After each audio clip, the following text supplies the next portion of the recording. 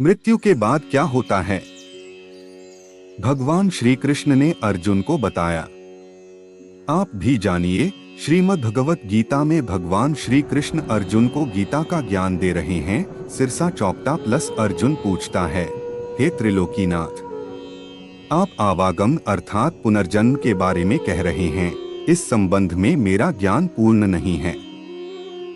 यदि आप पुनर्जन्म की व्याख्या करें तो कृपा होगी। कृष्ण बताते हैं, इस सृष्टि के प्राणियों को मृत्यु के पश्चात अपने अपने कर्मों के अनुसार पहले तो उन्हें परलोक में जाकर कुछ समय बिताना होता है, जहां वो पिछले जन्मों में किए हुए पुण्य कर्मों अथवा पाप कर्म का फल भोगते हैं। फिर जब उनके पुण्यों और पापों के अनुसार सुख दुख को भोगने का हिसाब खत्म हो जाता है, तब वो इस मृत्युलोक में फिर से जन्म लेते हैं। इस मृत्युलोक को कर्मलोक भी कहा जाता है, क्योंकि इसी लोक में प्राणी को वो कर्म करने का अधिकार है जिससे उसकी प्रारब्ध बनती है। अर्जुन पूछते हैं, हे केशव, हमारी धरती को मृत्युलोक क्यों कहा जाता है? कृष्ण बताते हैं, क्योंकि हे अर्जुन, केवल इसी धरती पर ही प्राणी जन्म और मृत्यु की पीड़ा सहते हैं। अर्जुन पूछता है, अर्थात दूसरे लोकों में प्राणी का जन्म और मृत्यु नहीं होती? कृष्ण बताते हैं, नहीं अर्जुन। कृष्ण बताते हैं, नहीं अर्जुन, उन लोकों में न प्राणी का जन्म होता है और न मृत्यु, क्योंकि मैंने तुम्हें पहले ही बताया था कि मृत्यु केवल शरीर की होती है, आत्मा की नहीं। आत्मा तो न जन्म लेती है और न मरती है।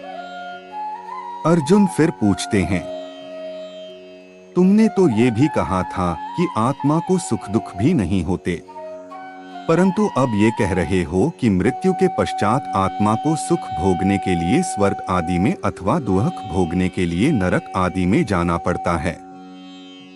तुम्हारा मतलब ये है कि आत्मा को केवल पृथ्वी पर ही सुख दुख नहीं होते, स्वर्ग अथवा नरक में आत्मा को सुख या दुख भोगने पड़ते हैं। कृष्ण बताते हैं, नहीं अर्जुन, आत्मा को कहीं किसी भी स्थान पर या किसी काल में भी सुख दुख छू नहीं सकते, क्योंकि आत्मा तो मुझ अविनाशी परमेश्वर का ही प्रकाश रूप है। हे अर्जुन, मैं माया के अधीन नहीं, बल्कि माया मेरे अधीन है और सुख दुख तो माया की रचना है। इसलिए जब माया मुझे अपने घेरे में नहीं ले सकती, तो माया के रचे हुए सुख और दुख मुझे कैसे छू सकते हैं? सुख दुख तो केवल शरीर के भोग हैं, आत्मा के नहीं। अर्जुन कहता है, हे केशव, लगता है कि तुम मुझे शब्दों के मायाजाल में भ्रमा रहे हो। मान लिया कि सुख दुख केवल शरीर के भोग हैं, आत्मा इनसे अलिप्त है। फिर जो शरीर उनको भोगता है उसकी तो मृत्यु हो जाती है, वो शरीर तो आगे नहीं जाता। फिर स्वर्ग अथवा नरक में सुख दुख को भोगने कौन जाता है? अर्जुन पूछता है, जीव आत्मा। ये जीव आत्मा क्या है केशव? कृष्ण कहते हैं, हाँ पार्थ, जीव आत्मा। देखो, जब किसी की मृत्यु होती है तो असल में ये जो बाहर का अस्थूल शरीर है, केवल यही मरता है। इस अस्थूल शरीर के अंदर जो सूक्ष्म शरीर है वो नहीं मरता। वो सूक्ष्म शरीर आत्मा के प्रकाश को अपने साथ लिए मृत्युलोक से निकलकर दूसरे लोकों को चला जाता है। उसी सूक्ष्म शरीर को जीवात्मा कहते हैं। अर्जुन पूछता है, इसका अर्थ है जब आत्मा एक शरीर को छोड़कर जाती है तो साथ में जीवात्मा को भी ले जाती है? कृष्ण कहते हैं, नहीं अर्जुन, ये व्याख्या इतनी सरल नहीं है। देखो, जैसे समुद्र के अंदर जल की एक बूंद समुद्र से अलग नहीं है, उसी महासागर का एक हिस्सा है, वो बूंद अपने आप सागर से बाहर नहीं जाती। हाँ, कोई उस जल की बूंद को बर्तन में भरकर ले जाए तो वो समुद्र से अलग दिखाई देती है। इसी प्रकार सूक्ष्म शरीर रूपी जीवात्मा उस आत्म ज्योति के टुकड़े को अपने अंदर रखकर अपने साथ ले जाता है। यही जीवात्मा की यात्रा है जो एक शरीर से दूसरे शरीर में, एक योनि से दूसरी योनि में विचरती रहती है। इस शरीर में सुन अर्जुन एक सूक्ष्म शरीर समाये रे, ज्योति रूप वही सूक्ष्म शरीर तो जीवात्मा कहलाए रे। मृत्यु समय जब यह जीवात्मा तन को तज कर जाए रे, धन दौलत और सगे संबंधी कोई संग ना आए रे।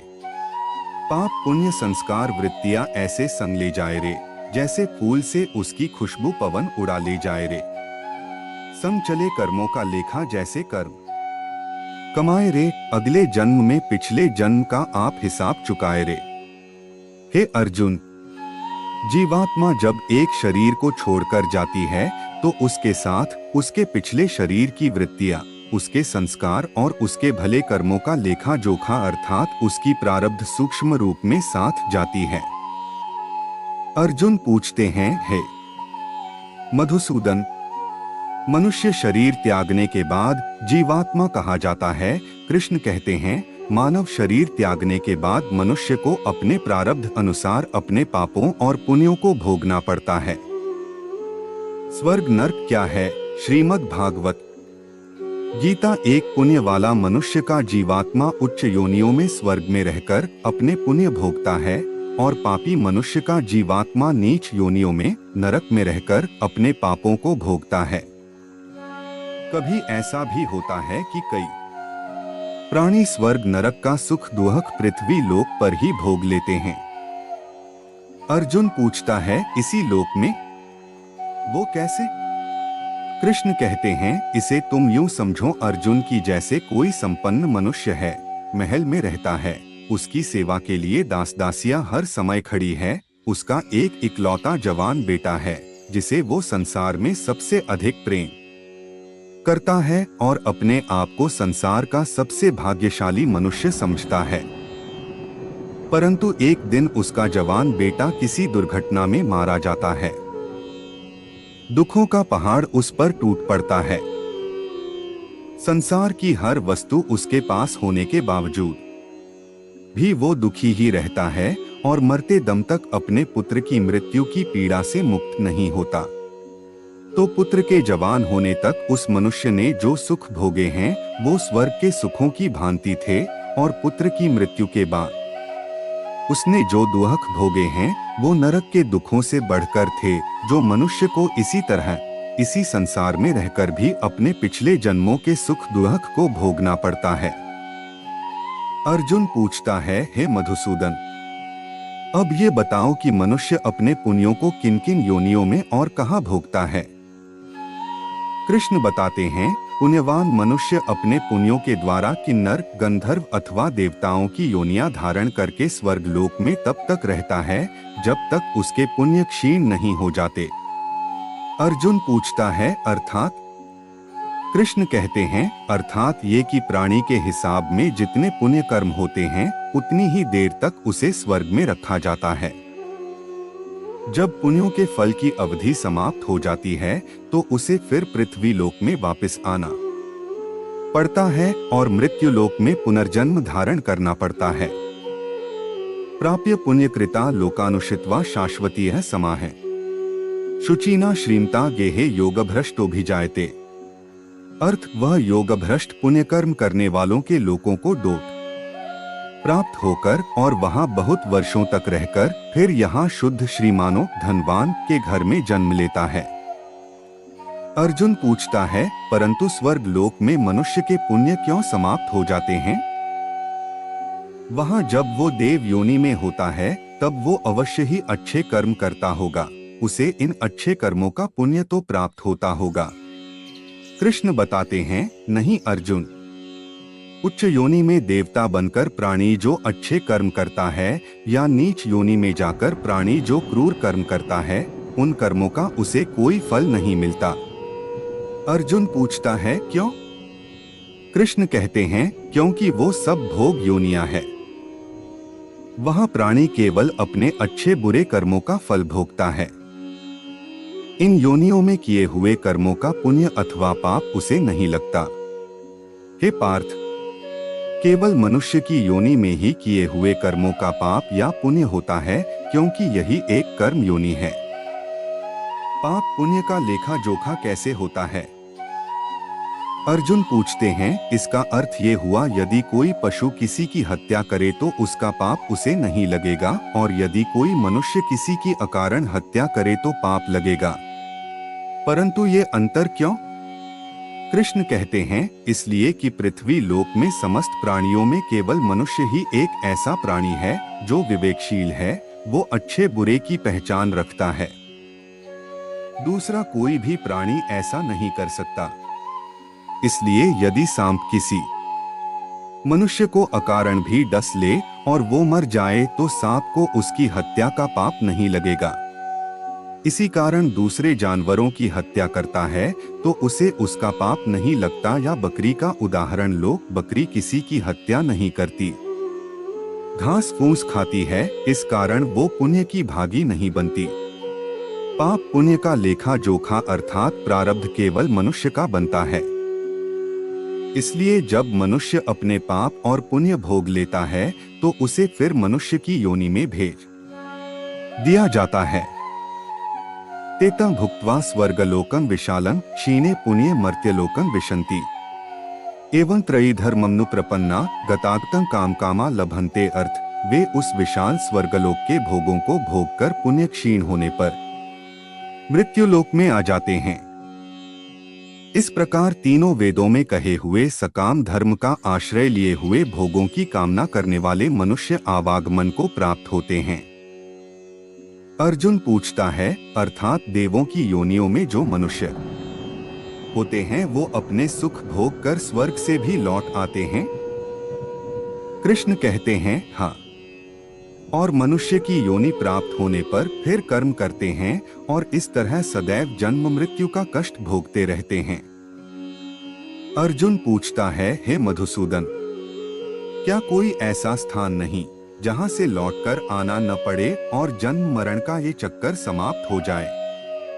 कृष्ण बताते हैं, ऐसा स्थान केवल परम धाम है, अर्थात मेरा धाम, जहां पहुंचने के बाद किसी को लौटकर नहीं आना पड़ता। इसी को मोक्ष कहते हैं। कर्म दुर्योधन ने एक अबला स्त्री को दिखाकर अपनी जंघा ठोकी थी तो उसकी जंघा तोड़ी गई। दुशासन ने छाती ठोकी तो उसकी छाती फाड़ दी गई। महारथी कर्ण ने एक असहाय स्त्री के अपमान का समर्थन किया तो श्री कृष्ण ने असहाय दशा में ही उसका वध कराया। भीष्म ने यदि प्रतिज्ञा में बंधकर एक स्त्री के अपमान को देखने और सहन करने का पाप किया तो असंख्य तीरों में बिंधकर अपने पूरे कुल को एक एक कर मरते हुए भी देखा। भारत का कोई बुजुर्ग अपने सामने अपने बच्चों को मरते देखना नहीं चाहता, पर भीष्म अपने सामने 4 पीढ़ियों को मरते देखते रहे। जब तक सब देख नहीं लिया तब तक मर भी न सके। यही उनका दंड था। धृतराष्ट्र का दोष था पुत्रमोह, तो 100 पुत्रों के शव को कंधा देने का दंड मिला उन्हें। 60,000 हाथियों के बराबर बल वाला धृतराष्ट्र सिवाय रोने के और कुछ नहीं कर सका। दंड केवल कौरव दल को ही नहीं मिला था, दंड पांडवों को भी मिला। द्रौपदी ने वरमाला अर्जुन के गले में डाली थी, सो उनकी रक्षा का दायित्व सबसे अधिक अर्जुन पर था।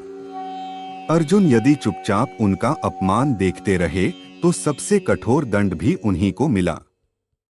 अर्जुन पितामह भीष्म को सबसे अधिक प्रेम करते थे तो कृष्ण ने उन्हीं के हाथों पितामह को निर्मम मृत्यु दिलाई। अर्जुन रोते रहे पर तीर चलाते रहे। क्या लगता है अपने ही हाथों अपने अभिभावकों भाइयों की हत्या करने की ग्लानि से अर्जुन कभी मुक्त हुए होंगे क्या? नहीं, वे जीवन भर तड़पे होंगे। यही उनका दंड था। युधिष्ठिर ने स्त्री को दांव पर लगाया तो उन्हें भी दंड मिला। कठिन से कठिन परिस्थितियों में भी सत्य और धर्म का साथ नहीं छोड़ने वाले युधिष्ठिर ने युद्ध भूमि में झूठ बोला और उसी झूठ के कारण उनके गुरु की हत्या हुई। यह एक झूठ उनके सारे सत्यों पर भारी रहा। धर्मराज के लिए इससे बड़ा दंड क्या होगा? दुर्योधन को गदायुद्ध सिखाया था स्वयं बलराम ने। एक अधर्मी को गदायुद्ध की शिक्षा देने का दंड बलराम को भी मिला। उनके सामने उनके प्रिय दुर्योधन का वध हुआ और वे चाहकर भी कुछ न कर सके। उस युग में दो योद्धा ऐसे थे जो अकेले सबको दंड दे सकते थे, कृष्ण और महात्मा बर्बरीक। पर कृष्ण ने ऐसे कुकर्मियों के विरुद्ध शस्त्र उठाने तक से इनकार कर दिया और बर्बरीक को युद्ध में उतरने से ही रोक दिया। लोग पूछते हैं कि बर्बरीक का वध क्यों हुआ? यदि बर्बरीक का वध नहीं हुआ होता तो द्रौपदी के अपराधियों को यथोचित दंड नहीं मिल पाता। कृष्ण युद्धभूमि में विजय और पराजय तय करने के लिए नहीं उतरे थे, कृष्ण इन अपराधियों को दंड दिलाने के लिए ही कुरुक्षेत्र में उतरे थे। कुछ लोगों ने कर्ण का बड़ा महिमामंडन किया है, पर सुनिए, कर्ण कितना भी बड़ा योद्धा क्यों न रहा हो, कितना भी बड़ा दानी क्यों न रहा हो, एक स्त्री के वस्त्रहरण में सहयोग का पाप इतना बड़ा है कि उसके समक्ष सारे पुण्य छोटे पड़ जाएंगे। स्त्री कोई वस्तु नहीं की उसे दांव पर लगाया जाए। कृष्ण के युग में दो स्त्रियों को बाल से पकड़कर घसीटा गया। देवकी के बाल पकड़े कंस ने और द्रौपदी के बाल पकड़े दुशासन ने। श्री कृष्ण ने स्वयं दोनों के अपराधियों का समूल नाश किया। किसी स्त्री के अपमान का दंड अपराधी के समूल नाश से ही पूरा होता है, भले वह अपराधी विश्व का सबसे शक्तिशाली व्यक्ति ही क्यों न हो।